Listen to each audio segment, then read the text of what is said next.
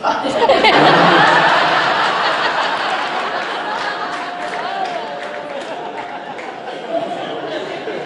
call Michael Dad every once in a while, because he's always doing dad-like things. He'll like text us or call us and say like, "Hey, just so you know, daylight savings tomorrow."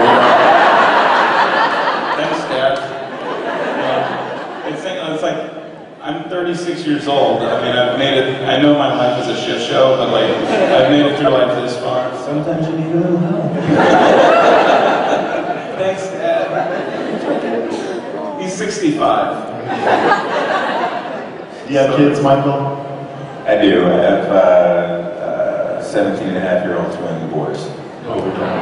Wow. Not 65, but not 34 either. Dude, his kids are cool, man.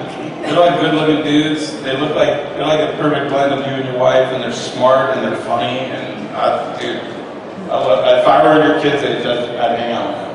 I don't know if you'd let me, but. Do they come to the set?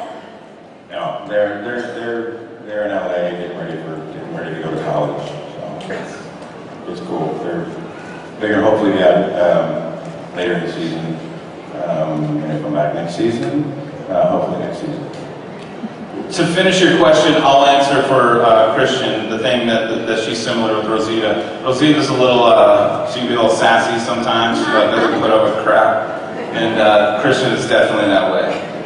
She, not that she has an attitude, but there's like a little bit of an edge to her that like, it's funny, like, as Disney princess and everything she can be, and like beautiful, like she'll cut you down right away. Like, it's pretty awesome. She doesn't put up with anything. No, it's awesome, because you don't let me get away with anything. That's true. Thank you for your question. Next. All right. My name is Louis, and I have questions for Michael here. I know back a couple years ago you were engaged with a series as Randall. How much of that character did you take into this Ant-Man 4 character? I think as actors we get great opportunities to do different roles. You do most of what you do for your role, backstory, prep.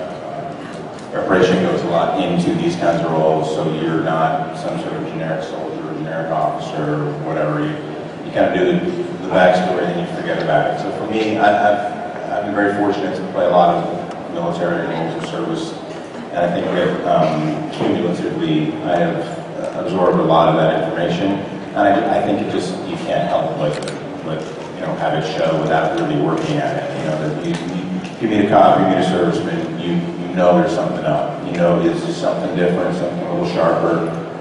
Command presence, the way they handle the weaponry. It's just something that's different, and I would like to hope that I have brought that stuff forward and that stuff has stayed with me. But you never stop training, you never stop learning. I'm not a cop, I'm not a serviceman, I play on TV. So I have to constantly be reminded and constantly remind myself that you're doing service to not only the role, but also to those who came before and those who actually do serve.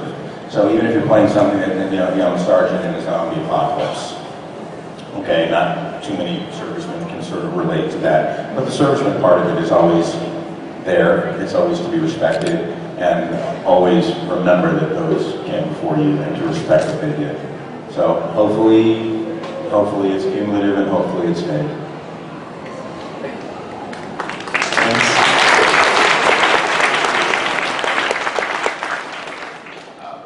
Hello guys. Of course I just want to say you guys are awesome actors. So thankful that you guys play a part of the show. Thank you. Thanks. My name is Centron, and I guess my question is, where do you guys regularly eat and what time and date? Where do you live? A bit creepy, Centron. I am. Funny, my friends say the same thing. Maybe we should do a little self-examination. Do you live in Atlanta? I do. Where do you live?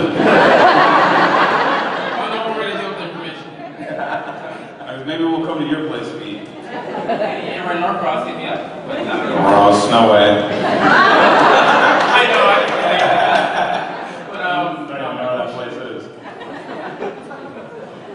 question is for each of you. When did you know that acting was for you? Because everyone has their passion, whether we stumble into it or was born and bred into it. Jess? I don't know. My start into acting wasn't like defined. I grew up in Los Angeles, so on one hand it was kind of just, we were just assuming that that's probably what I was going to do. My dad worked for the studios. My mom was super young when she had me, and had a few jobs and did extra work here and there. And I thought she was like a really big, famous celebrity, and so I just kind of trickled into it and ended up falling in love with it. So it wasn't something that I knew from an early age. This is what I'm going to do. This is my passion. It didn't happen like that with me. I kind of grew to love it, but I wouldn't have had it any other way. I wouldn't, want to do anything else. This is what I love to do, and getting the opportunity to work with these guys and make lifelong friends and family members and meet all of you guys is an experience that I just wouldn't change for anything.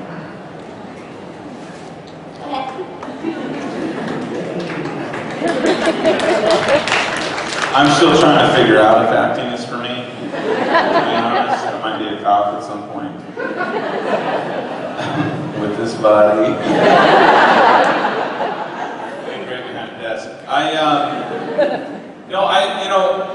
I didn't start acting full time, decide that's what I'm going to do until 7 years ago, but my whole life was kind of moving in that direction and that sort of thing. My mom is a very artistic woman, and she's very eclectic, and she would do things to kind of blur the lines of reality, and she was always putting on a show or doing something goofy in the house. She would do some really dark things, I'd come home from school and she'd be laying in the walkway and she'd pop a blood capsule, and she's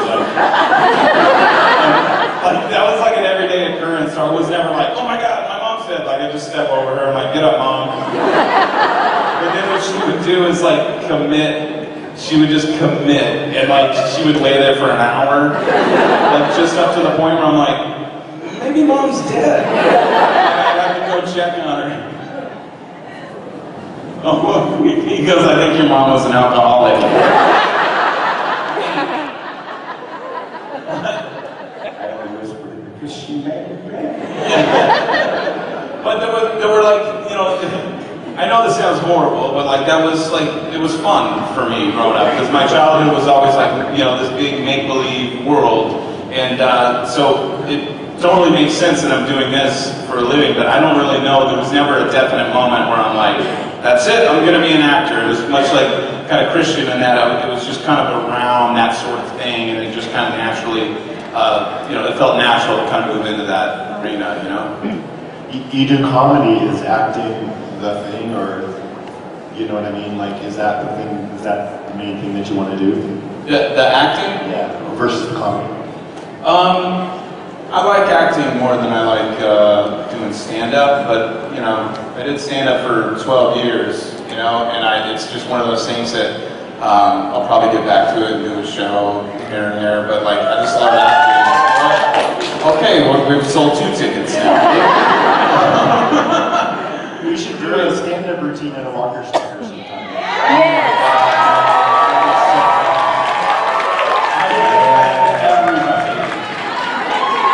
I have a really dark sense of humor. Do a nighttime event, right? Be a nighttime 18 over.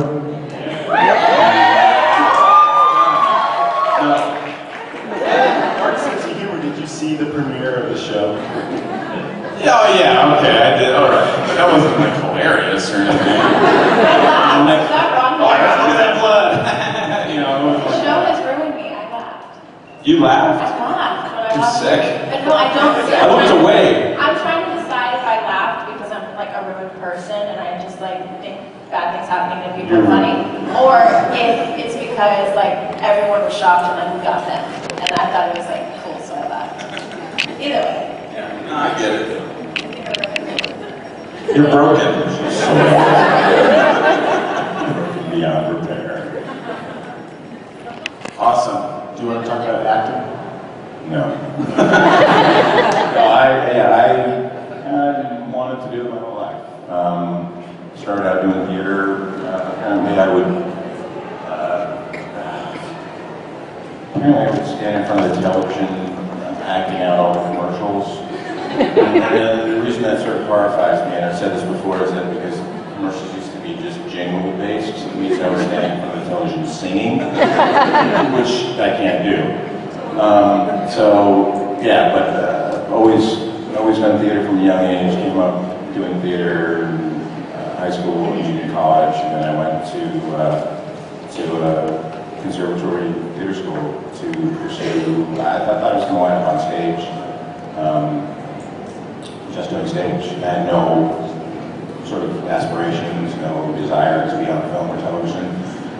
Met my wife in school and kind of hung out in LA to wait for her to finish school, and then we were going to decide what we were going to do, and wound up starting to work, and then just thankfully did. Where are you going? The man was speaking. This is Stalker Abraham Ford. Sorry, it's not like where you thought I came from. Your only excuse right now is you are about to piss your... They do this to me every day on set. No, go ahead. Oh yeah, just walked away. How old are you? 13. Never mind. I'm sorry. Sorry. She hates us, right?